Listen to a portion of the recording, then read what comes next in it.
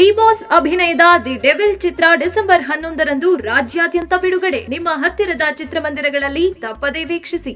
ಬಹುತೇಕ ಇದು ವಿಧಾನಸಭೆನಲ್ಲಿರ್ತಕ್ಕಂಥ ಎಲ್ಲಾ ಸದಸ್ಯರಿಗೂ ಗೊತ್ತಿರತಕ್ಕಂಥ ವಿಷಯ. ರಾಜ್ಯದಲ್ಲಿರ್ತಕ್ಕಂಥ ಎಲ್ಲ ಸ್ಥಳೀಯ ಸಂಸ್ಥೆ ಗ್ರಾಮ ಪಂಚಾಯತ್ ಸದಸ್ಯರಿಗೆ ಮೇಜರ್ ಈ ಸಮಸ್ಯೆ ಇದೆ.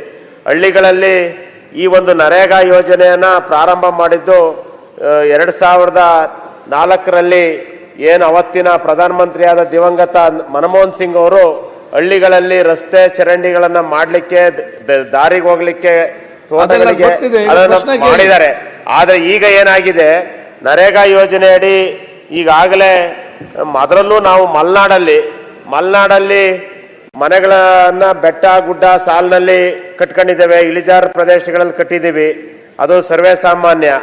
ಈ ಹಿಂದೆ ನರೇಗಾ ಯೋಜನೆಯಲ್ಲಿ ಈ ಮನೆಗಳ ಪಕ್ಕದಲ್ಲಿರ್ತಕ್ಕಂಥ ತಡೆಗೋಡೆಗಳನ್ನು ನಿರ್ಮಾಣ ಮಾಡಲಿಕ್ಕೆ, ಫ್ಲಡ್ ರಿಟೈನಿಂಗ್ ವಾಲ್ ಮಾಡಲಿಕ್ಕೆ ಅವಕಾಶ ಇತ್ತು.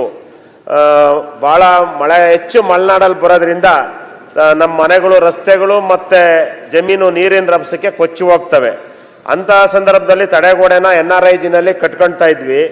ಆದರೆ 22-23ರಲ್ಲಿ ಇಲಾಖೆ ವತಿಯಿಂದ ಹೊರಡಿಸಿರ್ತಕ್ಕಂಥ ನರೇಗಾ ಯೋಜನೆಯಡಿ ಕೈಗೊಳ್ಳಬಹುದಾದ ಕಾಮಗಾರಿಗಳ ಪಟ್ಟಿನಲ್ಲಿ ಈ ತಡೆಗೋಡೆಗಳನ್ನು ಕೈ ಬಿಟ್ಟಿದ್ದಾರೆ ಅಂತ ಹೇಳ್ತಾರೆ.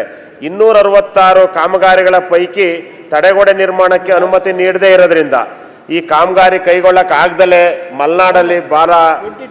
ಮಲೆನಾಡಲ್ಲಿ ವಾಸ ಇರ್ತಕ್ಕಂಥವ್ರು, ಬಡವರು, ಹಿಂದುಳಿದ ವರ್ಗದವರು, ದಲಿತರೇ ಹೆಚ್ಚಿರ್ತಕ್ಕಂಥ ಜಾಗದಲ್ಲಿ ಅವರಿಗೆ ಈ ಒಂದು ಅವಕಾಶ ಇಲ್ಲದೇ ಇರೋದು ಬಹಳ ತೊಂದರೆ ಆಗಿದೆ ಅನ್ನೋದು ಈ ಸಂದರ್ಭದಲ್ಲಿ ತಮ್ಮ ಗಮನಕ್ಕೆ, ಮಂತ್ರಿಗಳ ಗಮನಕ್ಕೆ ಅಧ್ಯಕ್ಷರ ಮುಖಾಂತರ ತರಲಿಕ್ಕೆ ಬಯಸ್ತಾ ಇದ್ದೇನೆ. ಅದ್ರ ಜೊತೆ ಮಾನ್ಯ ಅಧ್ಯಕ್ಷರೇ, ನನಗೆ ಇರುವ ಮಾಹಿತಿ ಪ್ರಕಾರ ಈ ನರೇಗಾ ಯೋಜನೆ 75% ಭಾಗ ಕೇಂದ್ರ ಸರ್ಕಾರ, 25% ಭಾಗ ರಾಜ್ಯ ಸರ್ಕಾರ. ನಮ್ಮ ಜಿಲ್ಲೆನಲ್ಲಿ ಇದು ರಾಜ್ಯದ ನನಗೆ ಗೊತ್ತಿಲ್ಲ. ನಮ್ಮ ಜಿಲ್ಲೆನಲ್ಲಿ ರಾಜ್ಯದಿಂದ ಬರಬೇಕಾದಂಥ 25% ನರೇಗಾ ಹಣವನ್ನ ಏನು NMR ಮತ್ತೆ ಸಾಮಗ್ರಿ ಮೊತ್ತಕ್ಕೆ ಅದರಲ್ಲಿ 25% ರಾಜ್ಯ ಸರ್ಕಾರದ ಅನುದಾನ ಬಂದಿದೆ. ಆದರೆ ಇನ್ನು 75% ಅನುದಾನ ಕೇಂದ್ರ ಸರ್ಕಾರದಿಂದ ನರೇಗಾದ ಬಂದಿಲ್ಲ.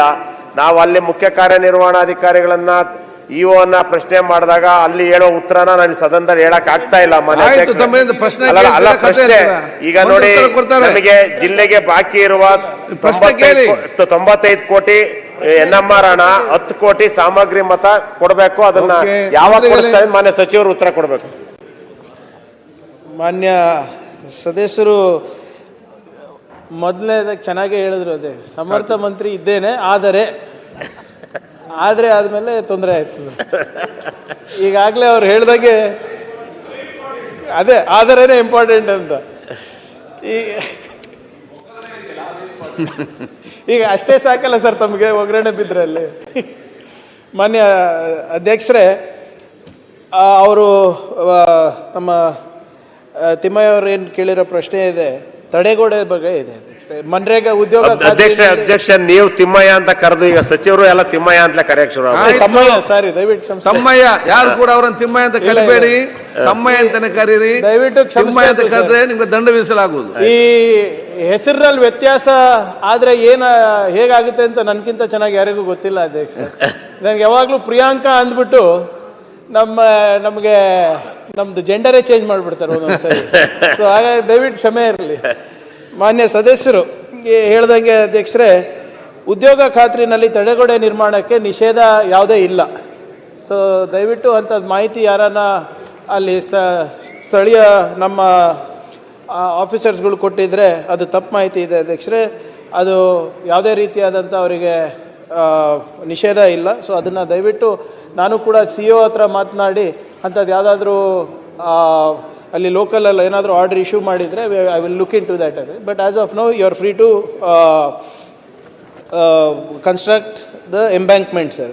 ಅದು ಹೊರತುಪಡಿಸಿ ಸರ್, ಅವರು ಭಾಳ ಒಂದು ಪ್ರಮುಖವಾದಂಥ ಪ್ರಶ್ನೆ ಕೇಳಿದ್ದಾರೆ. ಅದು ಮೆಟೀರಿಯಲ್ ಬಿಲ್ಸ್ದು ತಾವು ಇನ್ನು ಕೇಂದ್ರ ಸರ್ಕಾರದಿಂದ ಬಂದಿಲ್ಲ. ಈಗಾಗಲೇ ನಾನು ಕೂಡ ಕೇಂದ್ರ ಸರ್ಕಾರಕ್ಕೆ ಬರೆದಿದ್ದೀನಿ ಅಧ್ಯಕ್ಷರೇ. ಅವರು ಬಿಡುಗಡೆ ಮಾಡಿದ ತಕ್ಷಣ ಅದನ್ನು ಕೂಡ ನಾವು ತಲುಪಿಸ್ತೀವಿ. ಅದರ ಜೊತೆಗೆ 15ನೇ ಹಣಕಾಸಿನಿಂದ ಒಂದು ಸುಮಾರು 2500 ಕೋಟಿ ರೂಪಾಯಿ ಕೇಂದ್ರ ಸರ್ಕಾರದಿಂದ ಬರಬೇಕಾಗಿದೆ. ಅದನ್ನು ಕೂಡ ನಾವು ಕೇಂದ್ರ ಸರ್ಕಾರದ ಗಮನಕ್ಕೆ ತಂದಿದ್ದೇವೆ. ನಿನ್ನೆ ಕೂಡ ಒಂದು ದೊಡ್ಡ ಪ್ರಮಾಣದಲ್ಲಿ ಪ್ರತಿಭಟನೆ ಆಗಿದೆ. ಅವರಿಗೆ ಕೂಡ ಆಶ್ವಾಸನೆ ಕೊಟ್ಟಿದ್ದೀವಿ. ಕೇಂದ್ರ ಸರ್ಕಾರದಲ್ಲಿ ನಾವು ಏನು ಮನವಿ ಮಾಡ್ಕೊಂಡಿದ್ದೀವಿ ಅದು ಆದಷ್ಟು ಬೇಗ ಸ್ಪಂದಿಸಿದ ತಕ್ಷಣ ನಾವು ನಮ್ಮ ಪಂಚಾಯತ್ಗಳಿಗೆ ನಾವು ತಲುಪಿಸ್ತೇವೆ ಅಧ್ಯಕ್ಷರೇ. ಅದು ನಮ್ಮ ರಾಜ್ಯ ಸರ್ಕಾರದ ಏನು ಭಾಗ ಇದೆ ಅದನ್ನು ನಾವು ಕೊಟ್ಟಿದ್ದೀವಿ ಅಧ್ಯಕ್ಷರೇ. ಅವರ ಒಂದು ಇನ್ನೂ ಒಂದು ಅವರು ವೈಯಕ್ತಿಕ ಒಂದು ಬೇಡಿಕೆ ಇಟ್ಟಿದ್ದಾರೆ, ಅದು ಕೂಡ ನಾನು ಈಡೇರಿಸ್ತೇನೆ. ತುಂಬಾ ದಪ್ಪ ಇದ್ದೀರಾ, ಅದರಲ್ಲೂ ಯಾವುದೇ ಸೈಡ್ ಎಫೆಕ್ಟ್ ಇಂದ ಸಣ್ಣ ಆಗ್ಬೇಕಾ? ಎಷ್ಟೋ ಜನ ಹೇಳ್ತಾ ಇದ್ರಿ ಸರ್, ನಾನು ಜಿಮ್ಗೆ ಹೋಗ್ತಾ ಇದ್ದೀನಿ ಆದ್ರೂ ಸಣ್ಣ ಆಗ್ತಾ ಇಲ್ಲ ಸರ್, ವರ್ಕೌಟ್ ಮಾಡ್ತಾ ಇದ್ದೀನಿ ಆದ್ರೂ ಸಣ್ಣ ಆಗ್ತಾ ಇಲ್ಲ ಅಂತ ಹೇಳ್ತಾ ಇದ್ರಲ್ಲ. 100% ಯಾವ ಜಿಮ್ಗೂ ಹೋಗ್ದಂಗೆ ವರ್ಕೌಟು ಮಾಡ್ದಂಗೆ ನೀವು ಸಣ್ಣ ಆಗ್ಬೋದು. ಪ್ರತಿದಿನ ಬೆಳಿಗ್ಗೆ ಸಂಜೆ 2 ಟೈಮ್ ನಮ್ಮ ಜೀನಿ ಸ್ಲಿಮ್ನ ಯೂಸ್ ಮಾಡಿ ಯಾವುದೇ ಸೈಡ್ ಎಫೆಕ್ಟ್ ಇಲ್ದಂಗೆ ನೀವು ಸಣ್ಣ ಆಗ್ತೀರಾ. ಯಾಕೆಂದ್ರೆ ಜೀನಿ ಸ್ಲಿಮ್ಮು ಒಂದು ಉತ್ತಮ ಆಹಾರ.